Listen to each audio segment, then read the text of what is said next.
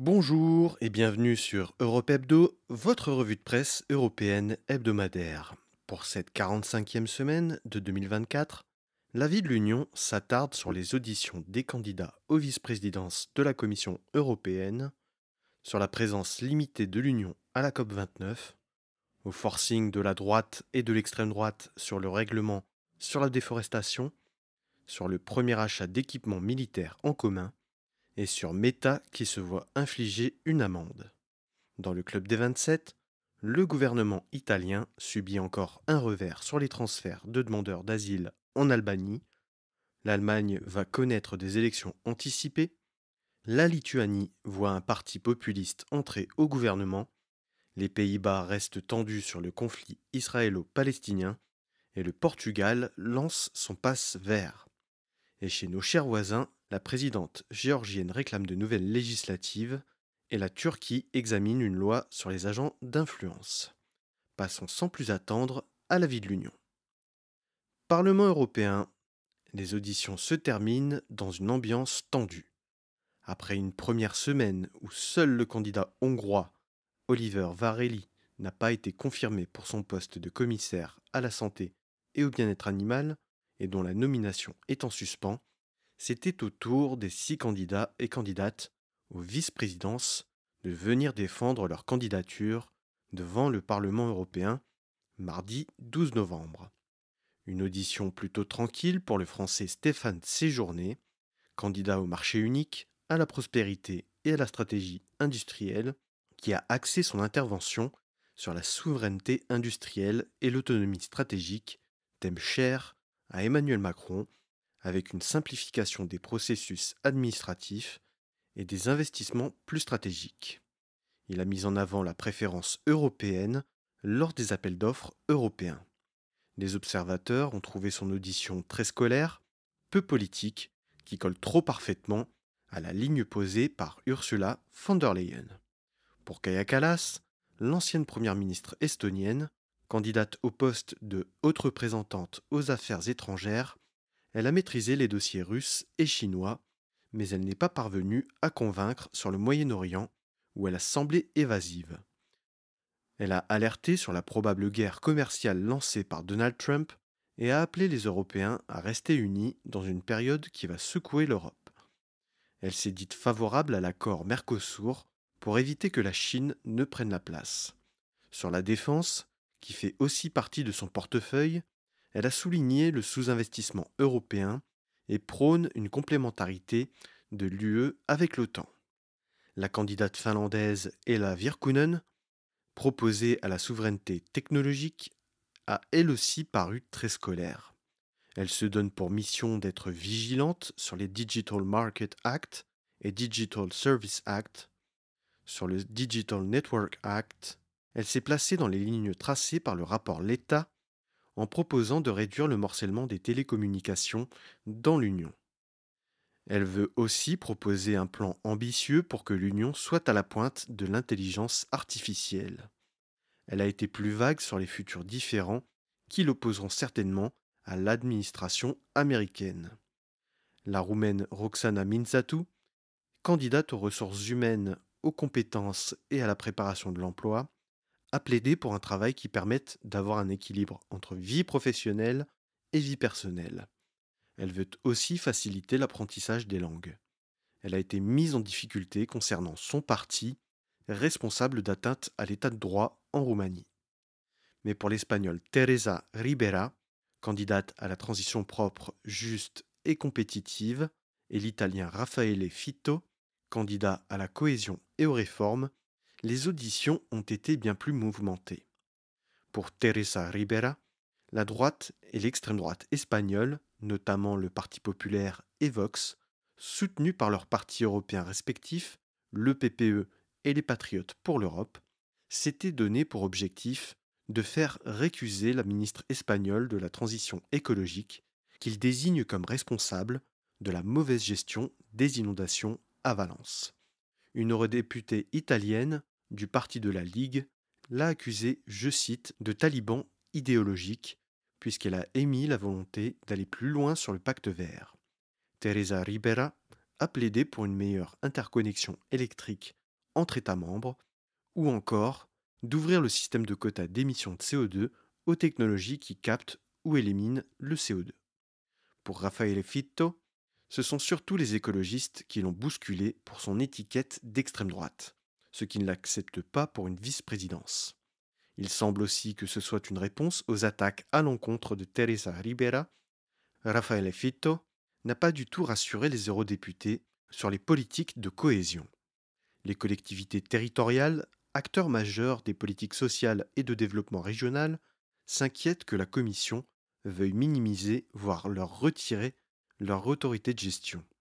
Le cas de Raffaele Fitto est laissé en suspens au même titre qu'Oliver Varelli. Les réunions de confirmation des commissaires ont été reportées et la nomination d'Oliver Varelli fait l'objet de négociations. Renew Europe souhaitant qu'une partie de son portefeuille, la santé et la bioéthique, reviennent à la libérale Hadja Labib. Les parlementaires se sont accordés pour reporter la validation des derniers commissaires et Oliver Varelli pourrait bien être le dernier à être fixé sur son sort. Ce report semble être de la responsabilité de Manfred Weber, leader du PPE, la droite européenne, conscient qu'il est maître du jeu et qu'il peut construire des majorités alternatives avec les extrêmes droites, ce qui expliquerait sa complaisance avec les candidats des conservateurs et réformistes européens et des patriotes pour l'Europe. Il mise aussi sur l'audition de Teresa Ribera devant la Chambre des députés espagnole, en espérant qu'elle rate sa prestation, ce qui rendrait plus facile de la récuser. Mais Manfred Weber, en adoptant cette posture, joue aussi l'opposition à Ursula von der Leyen. Même s'ils appartiennent tous les deux au PPE, Weber ne pardonne pas à Ursula von der Leyen d'avoir mis en œuvre le pacte vert. International, l'Union boude la COP29. Lundi 11 novembre, la conférence des parties sur le changement climatique, la COP29, s'ouvrait à Bakou, capitale de l'Azerbaïdjan. L'absence de plusieurs pays européens et des États-Unis ont été très remarquées. La faute au choix du pays en lui-même, énorme producteur de gaz et de pétrole, qui est très critiqué pour son respect des droits humains, ce qui ressemble à un pied de nez à l'esprit de la COP elle-même. L'objectif de cette COP est de pérenniser les financements disponibles pour lutter contre le réchauffement climatique. Depuis 2009, les chefs d'État et de gouvernement se rendent aux COP, une façon de rendre ces négociations plus politiques. Mais cette année, Emmanuel Macron, par exemple, a décidé de faire l'impasse, tout comme Olaf Scholz ou Ursula von der Leyen. Même si cette COP est plus technique, l'absence de plusieurs personnalités donne moins de poids à cette conférence et pourrait même affecter la prochaine au Brésil l'année prochaine. Cette année, avec le financement au cœur des débats, les pays riches ne veulent pas céder sur la surenchère des pays en voie de développement. Les pays riches avaient consenti à une aide de 100 milliards de dollars par an en 2020, ce qui avait été atteint en 2022, mais aujourd'hui, les pays en voie de développement réclament 10 fois plus, 1000 milliards par an. L'Occident reproche le classement des États du Golfe et de la Chine comme pays en développement, ce qui les classe comme bénéficiaires et non contributeurs, malgré leurs ressources.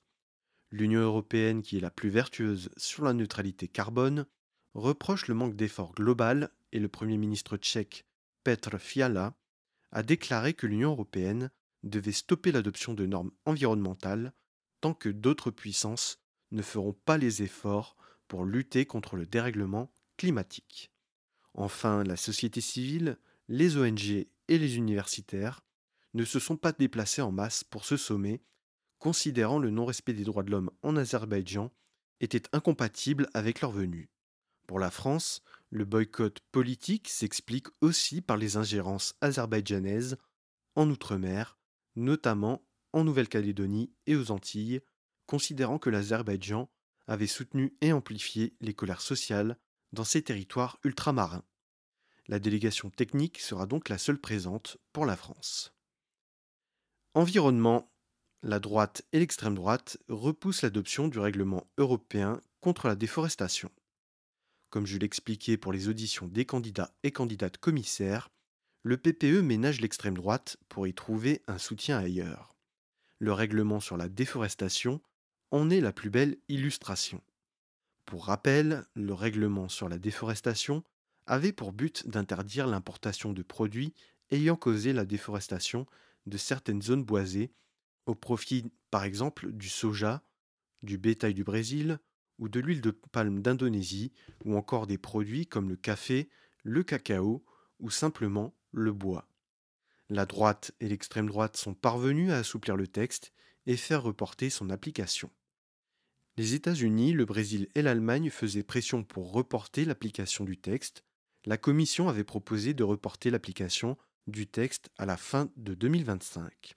En commission parlementaire, la droite a fait adopter des amendements, notamment celui de la catégorie de pays dits sans risque, qui seraient exemptés des obligations du règlement, soi-disant pour défendre les entreprises européennes. Même si cet amendement a peu de chances de passer dans le texte final, le seul but est de retarder l'adoption du texte et de gagner du temps et de vider le texte de sa substance. Le texte oblige les importateurs à justifier de l'éthique sociale et environnementale des produits qu'ils importent dans l'Union. Les syndicats d'entreprises dénoncent le coût que va engendrer une telle législation et le PPE parlait d'un monstre bureaucratique. C'est une offensive claire à l'encontre du pacte européen, symbole du premier mandat d'Ursula von der Leyen, très ouvertement critiqué par le PPE, qui le perçoit comme un frein à l'activité économique. Un dossier rouvert alors que la droite, notamment la droite allemande, pousse pour que l'accord avec le Mercosur soit signé au plus vite, alors que les agriculteurs européens ont encore une fois manifesté à Bruxelles cette semaine pour empêcher la signature de l'accord de libre-échange qu'ils perçoivent comme un danger pour leur production, avec une concurrence déloyale sur les normes sociales et environnementales. En dehors du règlement sur la déforestation, la droite et l'extrême droite avaient déjà voté de concert pour le prix Sakharov et des résolutions non contraignantes sur le budget. Mais avec ce vote, c'est la première illustration de la majorité alternative sur laquelle peut se reposer le PPE sur un texte à portée obligatoire. Les sociodémocrates et les libéraux dénoncent un coup de canif dans la coalition centrale du Parlement européen. Avec un changement aussi substantiel, la Commission pourrait bien revenir en totalité sur le texte, ce qui pourrait résulter dans le fait que le règlement ne s'applique jamais, malgré son adoption en 2023, ou alors dans une version beaucoup plus souple, avec de simples incitations. L'espoir réside du côté des États membres, qui, dans leur grande majorité, ne veulent pas modifier le texte. La CDU, la droite allemande, y voit un premier coup politique en amont des prochaines élections fédérales qui auront lieu en février. Défense. Premiers achats d'équipements en commun. Jeudi 14 novembre, la Commission européenne a annoncé que 20 États membres se sont engagés à acheter des armes et des munitions en commun. Ces achats se font dans le cadre de l'instrument d'achat conjoint dans le domaine de la défense. Cet instrument, doté de 300 millions d'euros, avait pour objectif de permettre aux États membres de reconstituer leur stock en achetant de l'armement fabriqué dans l'Union. Parmi les équipements achetés, on y retrouve des défenses antiaériennes et antimissiles, des véhicules blindés et des munitions. La défense aérienne de courte portée Mistral de fabrication française ou la défense aérienne de moyenne portée de fabrication allemande Iris-T font partie des équipements qui assureront la défense aérienne européenne. Les munitions d'artillerie de 155 mm font aussi partie de l'acquisition. Chaque opération d'achat sélectionnée recevra un montant de 60 millions d'euros. Le budget de l'UE couvrira intégralement les dépenses administratives liées à l'achat d'armes en commun.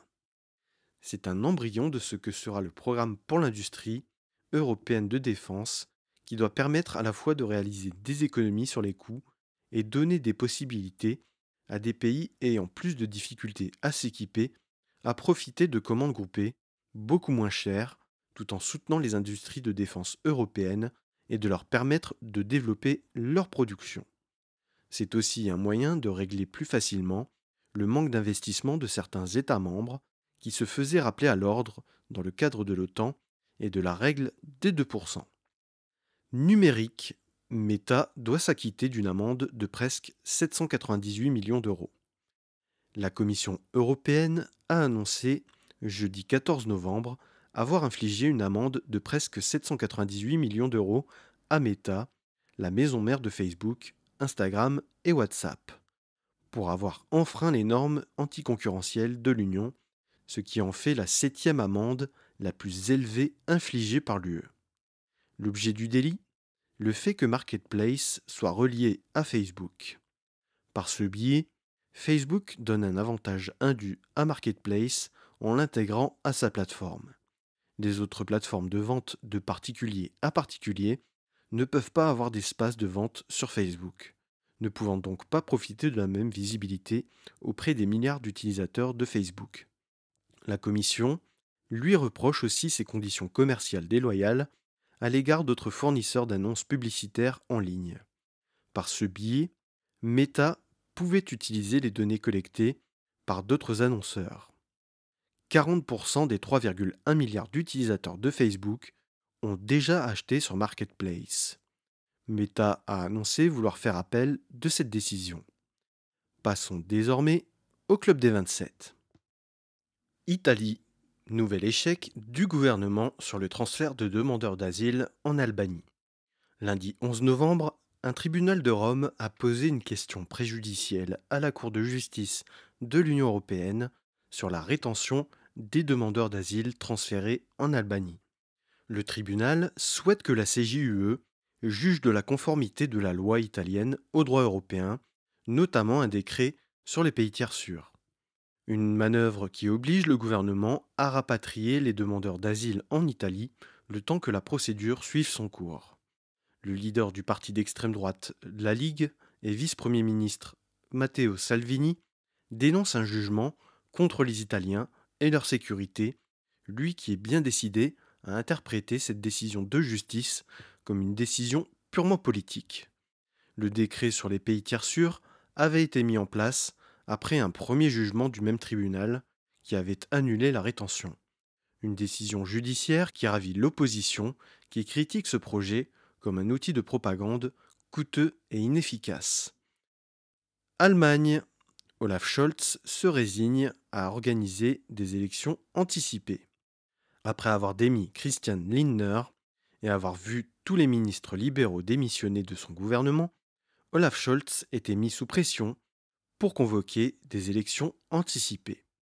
Il a commencé à ouvrir la porte à la soumission d'un vote de confiance devant le Bundestag dimanche 10 novembre, alors que suite au départ des libéraux du gouvernement, il envisageait de poser la question de confiance le 15 janvier et de procéder aux élections au mois de mars. Sa réflexion a évolué au cours de la semaine, peut-être aussi sous la pression de l'opposition.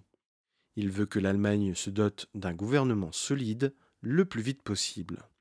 Une fois que le vote de confiance aura eu lieu et que le Bundestag aura désavoué le gouvernement, ce qui est le scénario le plus probable, les Verts et les sociodémocrates n'ayant qu'une majorité relative, le président de la République, Frank-Walter Steinmeier, aura 21 jours pour prononcer la dissolution du Bundestag et convoquer les prochaines élections qui doivent avoir lieu dans les 60 jours qui suivent.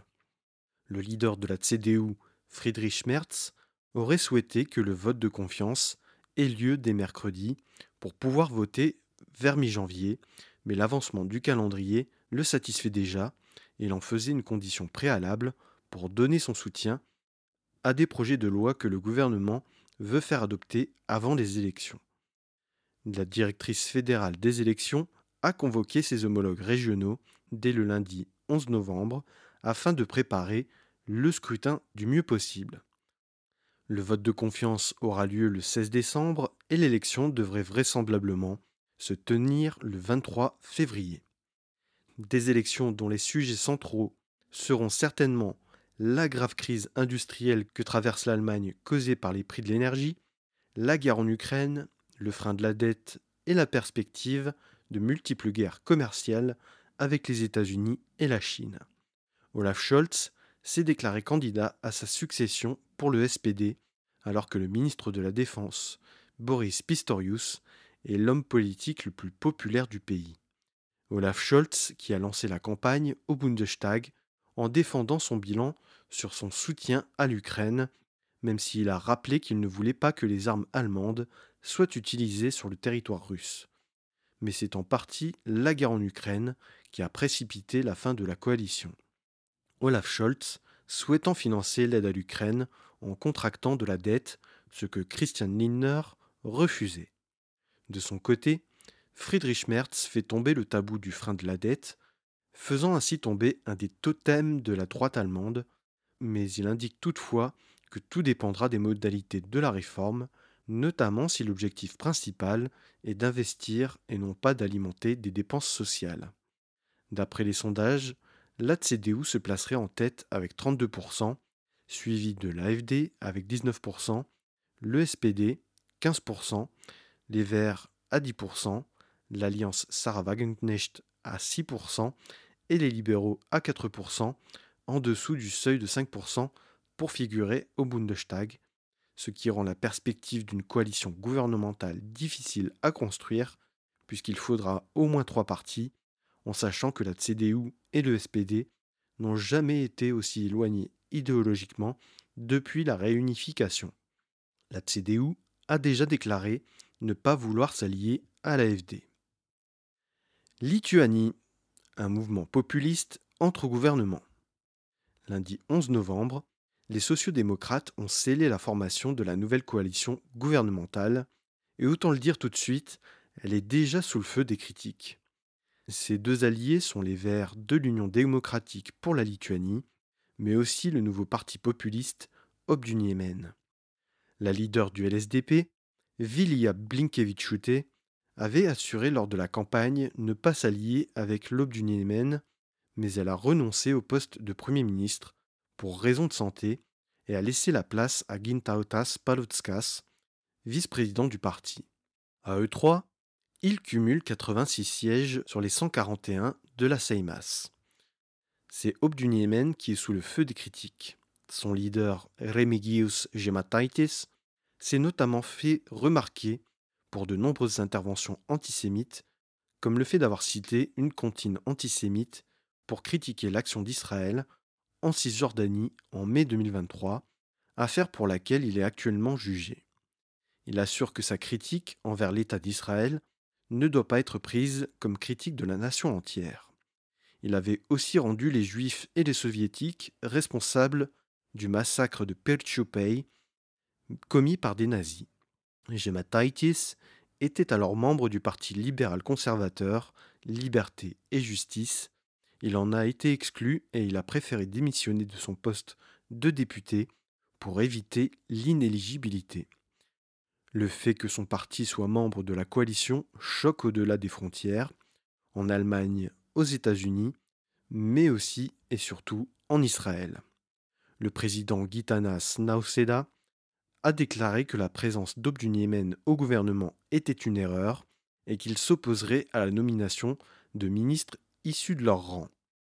Des manifestations ont eu lieu à Vilnius, jeudi 14 novembre, devant le Parlement, pour contester la présence d'Obduniamen au gouvernement, rejetant ce parti pro-russe et antisémite. L'opposition a quitté l'hémicycle quand Remigius Žemaitaitis a prêté serment en tant que député. La condition qui a été posée par les sociodémocrates pour que le parti Obduniamen fasse partie du gouvernement est qu'il déclare son attachement à lutter contre l'antisémitisme, la xénophobie et contre toute autre forme d'incitation à la haine. Žemaitaitis ne figure pas dans le gouvernement, mais Obduniamen récupère 3 portefeuilles, l'agriculture, l'environnement et la justice. Sans surprise, le soutien à l'Ukraine devrait rester central dans la politique du gouvernement qui entend continuer à augmenter le budget de la défense du pays. Il faudra certainement encore attendre pour que la Lituanie dispose officiellement d'un gouvernement, affaire à suivre dans les prochains jours ou prochaines semaines. Pays-Bas, la tension sur le conflit israélo-palestinien ne retombe pas. Après l'opposition entre ultras du Maccabi Tel Aviv et de ceux de l'Ajax d'Amsterdam, à l'occasion du match de Ligue Europa entre les deux équipes, le jeudi 7 novembre, qui s'est transformé en une chasse aux juifs après le match, le gouvernement néerlandais a été traversé par de vives tensions. L'extrême droite de Geert Wilders reproche aux libéraux d'avoir fermé les yeux sur la montée de l'antisémitisme. Dimanche 10 novembre, une manifestation pro-palestinienne était prévue place du Dam, la place centrale d'Amsterdam. Un rassemblement frappé d'une interdiction délivrée par la mairie et confirmée par la justice, considérant que la chasse à l'homme avait continué les jours suivants. Les manifestants se sont rassemblés malgré tout à 14 heures, faisant l'objet de fouilles préventives et d'arrestations, comme par exemple pour une étudiante portant le kéfier. Sur le plan politique, Geert Wilders demandait la démission de Femke Halsema, la bourgmestre écologiste d'Amsterdam, qu'il juge responsable de ne pas avoir adapté les mesures de sécurité au risque du match. Ce à quoi elle répond que les services antiterroristes ne lui ont pas communiqué de menaces concrètes. Geert Wilders a promis l'expulsion de tous les fauteurs de troubles qui seraient identifiés, mais la police néerlandaise pense que la majorité d'entre eux possèdent la nationalité néerlandaise. Il n'a pas hésité à leur poser l'étiquette de musulmans et de marocains. Mercredi 13 novembre, une autre manifestation pro-palestinienne a eu lieu, encore une fois, place du Dam. Mais le fait marquant de cette semaine, c'est la crise vécue par le gouvernement. La secrétaire d'État aux Finances, Nora Achabar, issue du parti du centre-droit NSC, a démissionné du gouvernement vendredi 15 novembre. Elle n'aurait pas supporté les commentaires racistes d'un de ses collègues ministres lors du Conseil des ministres.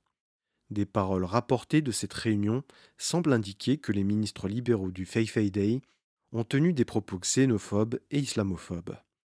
La démission de Nora Achabar fragilise un peu plus une coalition au consensus précaire. Portugal. Le gouvernement lance un pass ferroviaire vert à 20 € par mois. Pour respecter sa promesse dans le cadre des accords de Paris de 2015, le gouvernement portugais a mis en place son pass ferroviaire vert. Il a commencé à être mis en circulation le 21 octobre pour 20 € par mois. Il donne accès à 2 voyages par jour pendant un mois. Ce pass n'est pas valable pour les lignes à grande vitesse et les trains de périphérie de Lisbonne et de Porto. À titre de comparaison, un voyage entre Lisbonne et Porto coûte 26 €. Ce pass vert s'accompagne de la gratuité pour les voyageurs de moins de 23 ans pour inciter les jeunes à voyager dans le pays.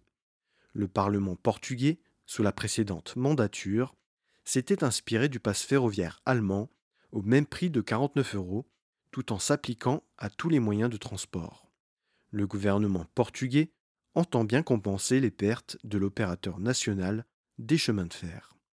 Aussi, sa stratégie verte s'accompagne d'une aide à l'achat de voitures électriques de 4 000 € en échange de la destruction d'un véhicule thermique, de la création d'un fonds public de transport pour décarboner et de développer l'usage du digital, la construction de pistes cyclables et d'une prime à l'achat de vélos, aussi bien conventionnels qu'électriques. Le gouvernement souhaite aussi moderniser le transport de fret en lui consacrant une enveloppe de 115 millions d'euros jusqu'en 2025. Passons enfin à la rubrique Nos chers voisins. Géorgie, la présidente appelle à de nouvelles élections législatives. Salomé Zourabichvili a réclamé, lundi 11 novembre, la convocation de nouvelles élections législatives, considérant les dernières élections comme frauduleuses. Elle refuse toujours de reconnaître les résultats du scrutin, qualifiés par les observateurs internationaux comme frappés d'atteinte grave, entachant sa sincérité. Le scrutin était contrôlé par le parti au pouvoir, Rêve géorgien, accusé d'avoir fait pression en dehors et à l'intérieur des bureaux de vote. La présidente dit avoir des preuves que des cartes d'identité ont été utilisées pas moins de 20 fois pour le vote électronique dans plusieurs bureaux de vote de régions différentes. Malgré tout, la commission électorale centrale a annoncé les résultats définitifs cette semaine, avec Rêve géorgien qui a obtenu 53,93% des voix contre 37,79% pour l'opposition. et l'une des premières promesses du parti Rêve géorgien est en passe de se réaliser. La Fédération de Russie souhaite intégrer l'Abkhazie dans son territoire. En 2008, ce territoire avait été annexé par Moscou en réaction à la révolution des Roses de Mikhaïl Saakachvili, qui l'avait amené au pouvoir en 2003. Il y avait bien un mouvement séparatiste abkhaze depuis 1992, insidieusement entretenu par la Russie depuis l'indépendance, et cette invasion était le premier test géopolitique de Poutine, qui avait pris de court l'Union européenne à l'époque, qui n'a fait que constater l'annexion du territoire avec l'Ossétie du Sud. Vendredi 15 novembre, des manifestants se sont rassemblés devant le Parlement et le palais présidentiel de ce qui est, pour l'instant, un État indépendant reconnu par la Russie et ses alliés. Le Parlement abkhaze qui veut ratifier un accord qui doit permettre aux entreprises russes d'investir sur ce territoire. Les manifestants ont tenté de détruire la grille du Parlement et d'y rentrer par la force. Aslan Biania, président de l'Abkhazie, s'est dit prêt à démissionner si les manifestants quittaient les lieux. L'accord permettrait aux Russes d'acheter des appartements en Abkhazie, dans les villes balnéaires de la région, la vente d'immobilier à des étrangers étant interdite depuis 1995 sur le territoire. Les Abkhazes disent toujours avoir souhaité leur indépendance et pas leur intégration pleine et entière à la Russie. La Russie avait déjà joué du chantage en privant l'Abkhazie de subventions essentielles pour le maintien des services publics, puisque son budget dépend à 60% de Moscou.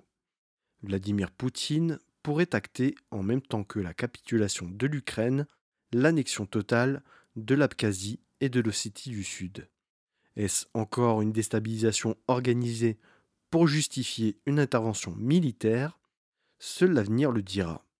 Mais Rêve géorgien a déjà supprimé l'Abkhazie et l'Ossétie du Sud des cartes de la Géorgie. Turquie. Une loi sur les agents d'influence en examen au Parlement.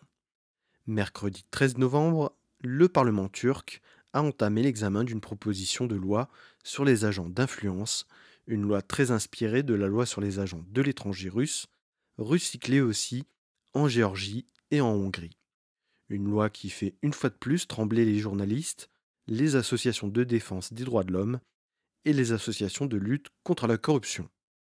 Une loi bâillon pour museler les voix dissidentes en les menaçant de 7 ans d'emprisonnement en cas de crime contre la sécurité de l'État, crime que le gouvernement se garde bien de définir. Depuis la tentative de coup d'État de 2016, l'emprise de Recep Tayyip Erdogan ne fait que grandir. La semaine dernière, le gouvernement a démis des maires kurdes proches du PKK pour terrorisme suite à l'attentat d'Ankara. Avec une majorité confortable, l'AKP n'aura donc pas de difficulté à faire passer la loi. Voilà, c'est ainsi que s'achève la 46e semaine européenne de 2024. Merci pour votre écoute. Si vous avez apprécié cet épisode, abonnez-vous sur votre plateforme préférée, que ce soit Spotify, Deezer, Apple Podcast, Amazon Music, YouTube ou YouTube Music, et n'oubliez pas d'y laisser votre avis, que ce soit en nombre d'étoiles ou en like. Pour ne rien rater des publications du podcast, suivez Europe Hebdo sur Facebook, Instagram et LinkedIn, et n'hésitez pas à liker, commenter et partager les publications pour en augmenter la visibilité. Si vous avez une remarque, une question ou une suggestion à faire pour le podcast, n'hésitez pas à vous inviter dans mes messages privés, je me ferai un plaisir de vous répondre. Et si vous voulez ne rien rater chaque semaine, abonnez-vous pour recevoir la newsletter du podcast. Le lien est à retrouver en description de cet épisode. Je vous donne rendez-vous lundi prochain, 17h30, sur Europe Hebdo.